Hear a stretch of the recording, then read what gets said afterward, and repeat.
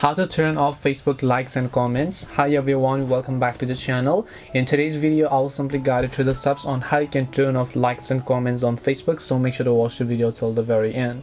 So if you want to turn off Facebook likes and Facebook comments, what you have to do is, first of all, let's say you want to hide likes on your post. Open the profile, then just tap the three lines icon from the top right hand side of the screen, then just scroll down over here, then just go to settings and privacy and go to settings.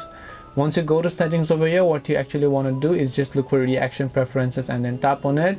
Then right over here you can see hide number of reactions. If you want to hide the number of likes and reactions on your own post, you can just turn on this toggle over here, and you can just leave this toggle on and people will not be able to see the exact number of how many people liked it. Now I'm just going to leave it off because I don't want it on. The other is your comment, right?